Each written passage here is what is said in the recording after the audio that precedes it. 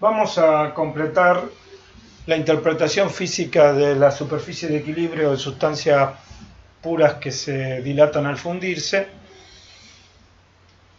cerrando el análisis de las evoluciones isotérmicas e introduciendo al mismo tiempo el de las evoluciones a volumen constante. Habíamos descrito una evolución de descompresión de una pastilla de dióxido de carbono que estaba a unas 20 atmósferas, habíamos dicho, presión sostenida por un pistón sobre el que había ejercida por un dispositivo una fuerza hacia abajo que sostenía la presión. Descargábamos ese dispositivo, la presión iba bajando, la temperatura del laboratorio era menos 80. Dijimos al terminar el bloque anterior que cuando llegábamos a descargar completamente el pistón, la presión era de una atmósfera y a menos 80 grados todavía no habría sublimación, pero que sí, en ese punto aumentábamos la temperatura del laboratorio un par de grados, iba a comenzar. Si dibujamos la isoterma en el diagrama presión-volumen,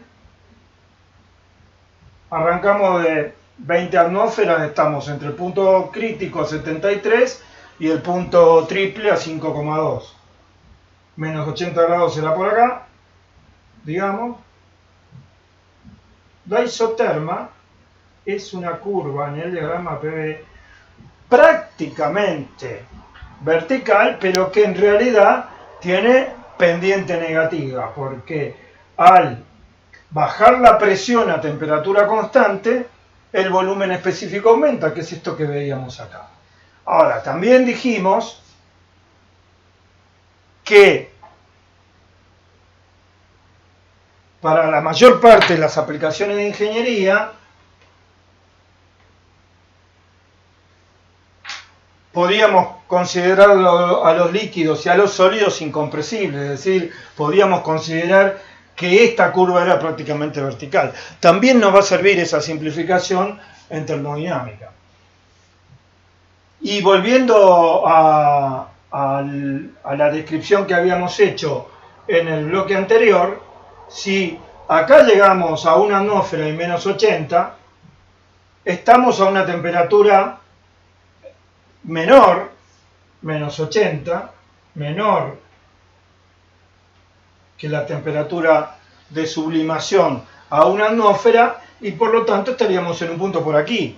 Lo que dije al final del bloque anterior es que si en ese punto a presión de una atmósfera subíamos un par de grados, iba a comenzar la sublimación. Bien, pero también podríamos haber supuesto otra cosa. Podríamos haber supuesto que no solo descargábamos completamente el dispositivo, sino que invertíamos la fuerza, la hacíamos ascendente, de manera de tirar del pistón hacia arriba.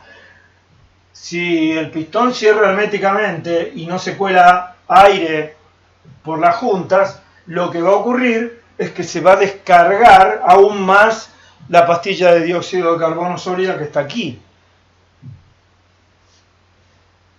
Eventualmente llegará a una presión por debajo de una atmósfera a la que a menos 80 comienza la sublimación. ¿Qué pasa en ese punto?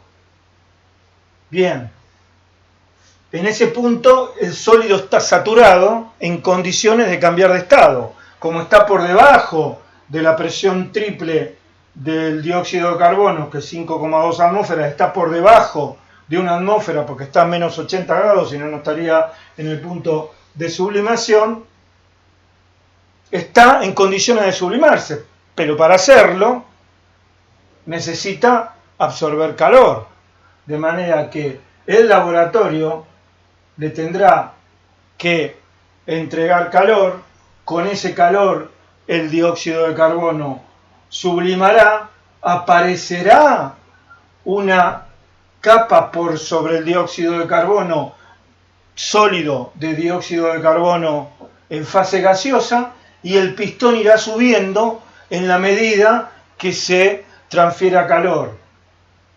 ¿Cómo se produce esto? Bueno, si tiro lo suficiente hacia arriba, la presión baja por debajo de la presión de sublimación 80, entonces el dióxido de la pastilla tiende a enfriarse por debajo de 80, cuando se enfría por debajo de 80 el laboratorio le entrega calor, compensa esa diferencia y esto hace que el dióxido de carbono sublime. La evolución será esta. La primer burbuja de dióxido de carbono que sublime a menos 80 tendrá este volumen específico mucho más grande que el del sólido. Y lo que pasará será lo siguiente. El pistón se irá desplazando hacia arriba y aparecerá la fase gaseosa. Fíjense, de paso, qué es lo que está ocurriendo en este experimento que estamos describiendo.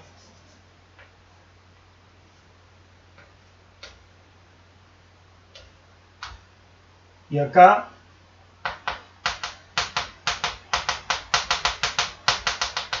dióxido de carbono en fase gaseosa. Y calor que pasa del laboratorio al dióxido de carbono. Fíjense, calor y fuerza que se desplaza. Trabajo, calor y trabajo, termodinámica. Por eso estamos aquí. Una cosa muy importante. Aquí arriba solo hay dióxido de carbono. Esto es un componente en dos fases, por eso tiene un solo grado de libertad. ¿Por qué digo esto? Porque como la evolución de cambio de fase que más nos viene a la mente siempre es la de ebullición de un líquido cuya superficie está libre a la atmósfera y en determinado momento hierve, como decimos coloquialmente, pareciera que la ebullición está asociada a la presencia de aire. La ebullición es un fenómeno de cambio de fase de un componente en dos fases, aquí, no en la superficie en contacto con el aire, sino aquí en el seno del líquido. Si agrandamos este cuadradito, acá tengo una burbuja rodeada de su líquido, una burbuja de gas rodeada de su líquido, un componente en dos fases. Aquí es donde aparece el equilibrio, con cierta simplificación, porque nuevamente si está evolucionando no está en equilibrio, siempre hacemos esa salvedad, y esto es lo que determina el cambio de fase, no la evaporación superficial, no lo que pasa sobre la superficie del líquido, que vamos a ver de acuerdo a cuál sea el vapor, que se recondensa después que se vuelve a enfriar, porque si el calor está viniendo de abajo, y podemos ver un vapor, pero la ebullición, el cambio de fase, se produce por este equilibrio entre esta burbuja que se produce en el seno del líquido rodeada de su líquido.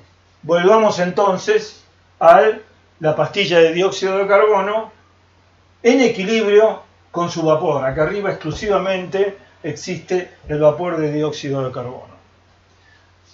Y esto nos lleva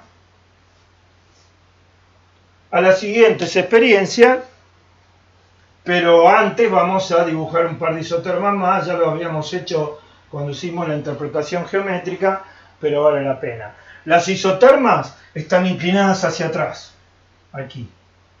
Y esto es compresibilidad. ¿Por qué? A temperatura constante, esto es un isoterma, el volumen específico disminuye cuando aumenta la presión.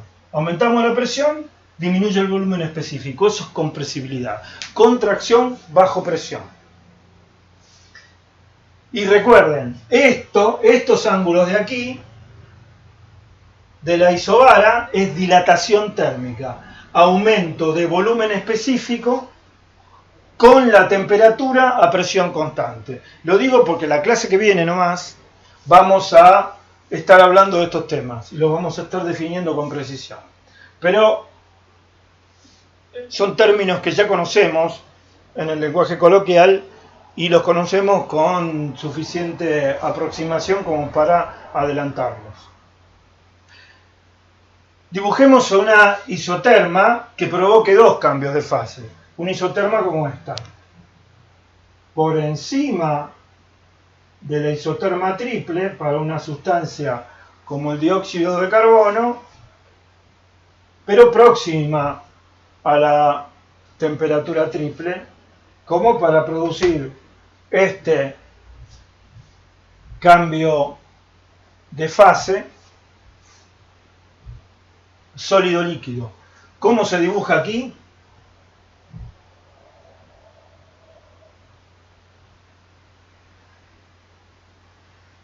Así.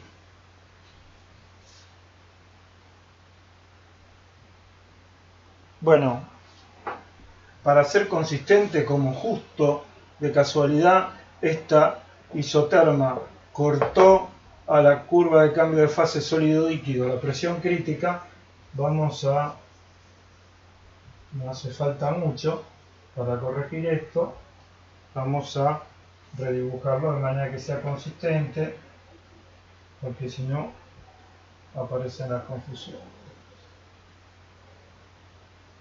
Así sería. Otro comentario, fíjense que pese a que estas curvas están muy ligeramente inclinadas hacia atrás, de todas maneras, la inclinación es suficiente para llegar al borde izquierdo del tobogán, que ya podríamos empezar a describir más que como un tobogán, como un acantilado, ¿no? Por la pendiente que tiene esto. Pese a que esta inclinación es muy baja, es suficiente para intersectar a la curva de volumen específico de sólido saturado. De manera que esto nos ubica respecto de cuánto puede estar inclinado hacia atrás el acantilado de cambio de fase sólido-líquido.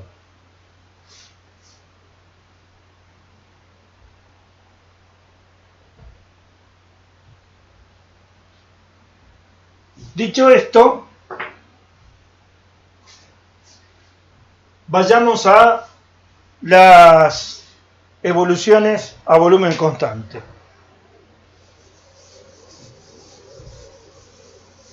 ¿Cómo tenemos que imaginar una evolución a volumen constante? Bien, un recipiente rígido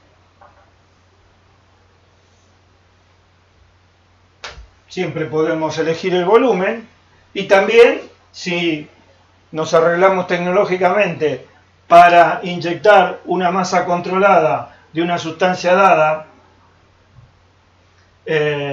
adentro de este recipiente, podemos decidir cuál es el volumen específico que estamos introduciendo en este recipiente, y ese volumen específico, una vez inyectada la masa elegida en el volumen diseñado de este recipiente, tenemos fijo el volumen específico. Hacemos cambiar la temperatura de este recipiente y tenemos una evolución isócora.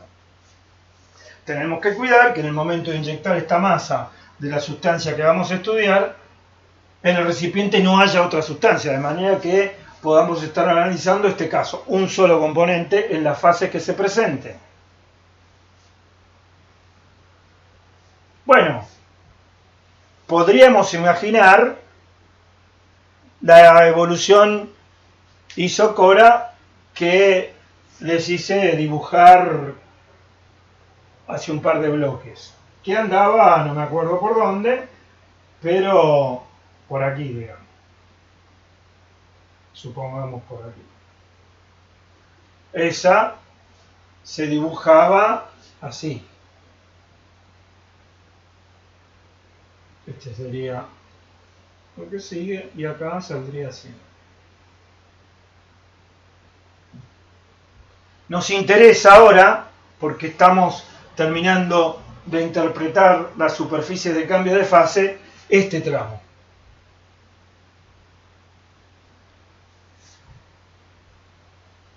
Imaginemos por ahora una sustancia cualquiera que se comporta de esta manera y elegimos este volumen específico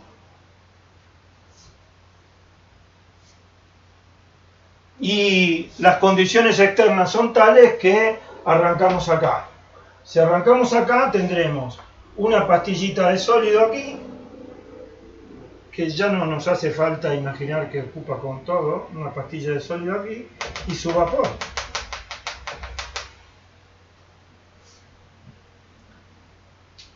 Si en esas condiciones calentamos este recipiente, de la forma que sea, ¿qué va a ocurrir? Vamos a movernos hacia temperaturas mayores. Este es un diagrama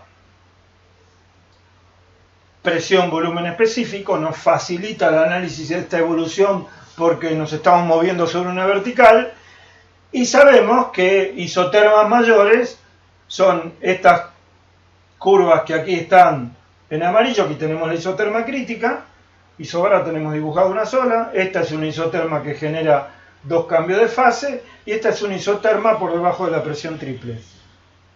Pero las temperaturas crecen en la zona de cambio de fase hacia arriba, en la zona de sólidos y de líquidos, como las curvas son casi verticales, crecen de izquierda a derecha. De nuevo, en el cambio de fase sólido-líquido crecen de abajo hacia arriba. De manera que si calentamos esta sustancia en este recipiente, nos moveremos hacia arriba.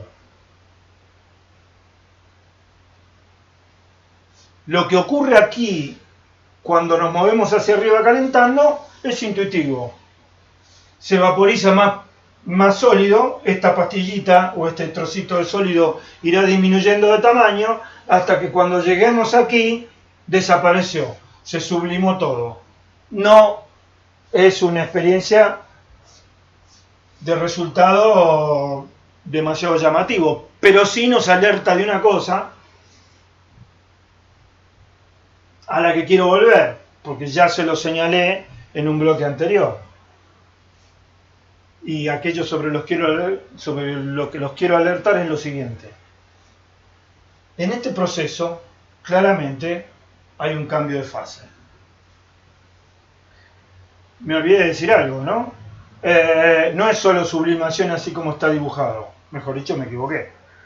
No es solo sublimación. Cuando llego acá, a la temperatura triple, el sólido se convierte en líquido. Y aparece acá líquido. Cuando paso por la temperatura triple, pueden coexistir las tres fases brevemente, pero en la medida en que sigo calentando, el sólido se funde solo, se funde todo, y paso a tener por encima de la recta triple líquido y vapor. Cuando sigo subiendo, este menisco irá bajando hasta que el líquido desaparece y tengo todo vapor. ¿Sí? Lo que les quería señalar antes de darme cuenta que me había equivocado al describir la experiencia es lo siguiente. Acá hay cambio de fase. ¿La presión permanece constante? No. ¿La temperatura permanece constante? No. Entonces, ¿puede haber cambio de fase a temperatura variable? Sí, puede haber cambio de fase a temperatura variable. No es que los cambios de fase se producen siempre a presión y temperatura constante. Los cambios de fase se producen a temperatura constante si la presión es constante y viceversa. Los cambios de fase se producen a presión constante si la temperatura es constante. Bien, con esto, con esta introducción, podemos aplicar esto ahora volviendo al dióxido de carbono, porque el dióxido de carbono tiene la particularidad de tener su temperatura crítica a 31 grados. Entonces podemos utilizar estas experiencias a volumen constante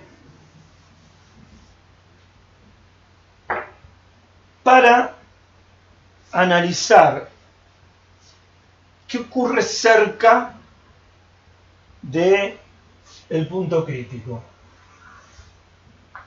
Este es el punto crítico en el diagrama PV.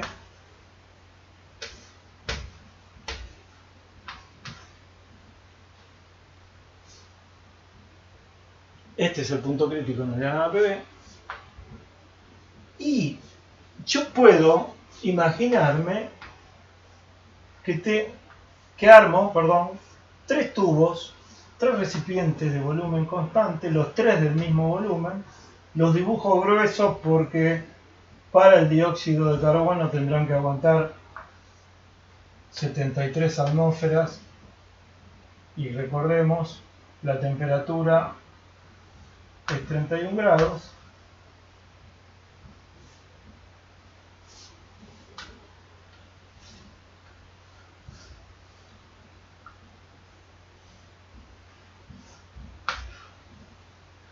Los tres recipientes son del mismo volumen y yo elijo inyectar en estos recipientes, que hago transparentes, de vidrio suficientemente grueso, masas tales que uno de ellos deja el volumen específico cerca del volumen específico crítico, por debajo. El otro coincide con el volumen específico crítico y este ligeramente por encima. O sea, acá tengo B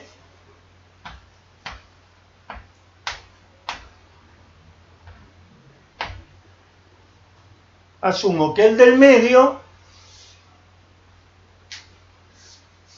tiene una cantidad de masa inyectada tal que su volumen específico es el volumen específico crítico. Tengo dióxido de carbono acá, ¿no?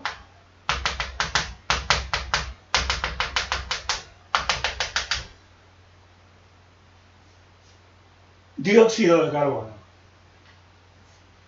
Acá tengo un poco más de masa, por eso tengo menos volumen específico que el volumen específico crítico. Acá tengo la cantidad de masa con la precisión que lo pueda lograr, que corresponde al volumen específico crítico, y acá tengo una masa menor.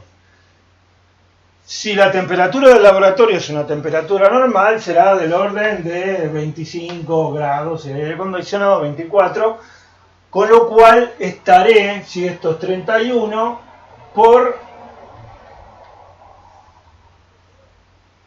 debajo de la temperatura crítica, cerca.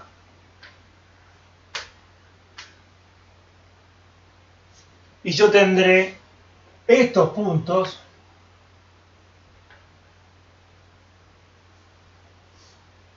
con estos volúmenes específicos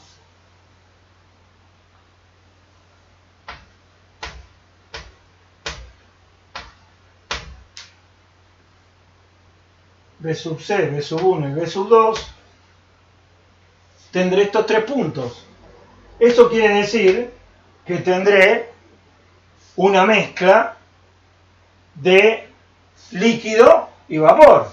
O sea, yo tendré no una sola fase, sino dos.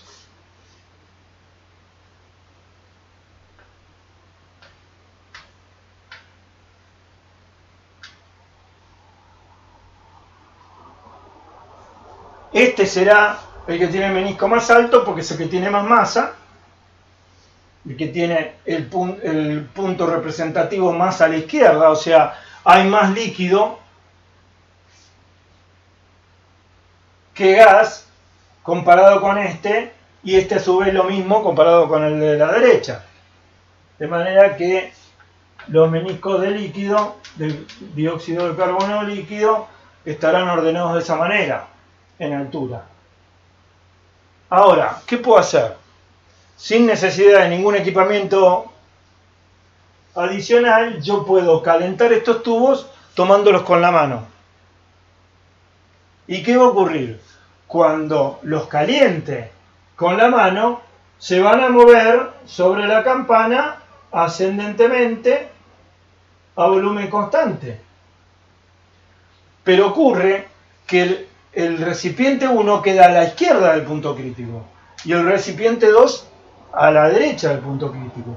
¿Qué va a pasar cuando caliente el recipiente 1?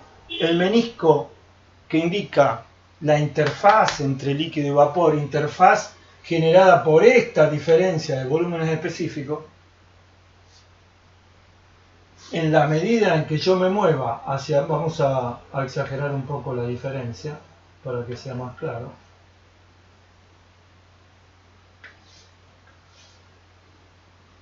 En la medida que yo me acerque a la temperatura crítica moviéndome en una vertical hacia arriba,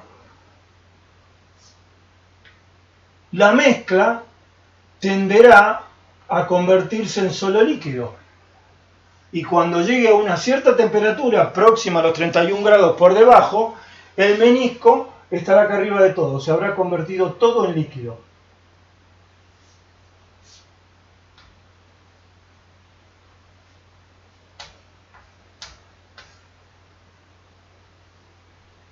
¿Qué pasa con este de aquí?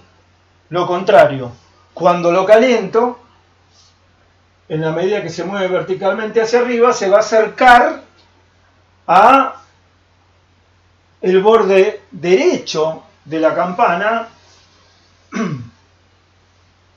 a un volumen específico mayor que el crítico y va a terminar convertido todo en gas. O sea, en este tubo el menisco va descendiendo hasta que eventualmente queda todo gas.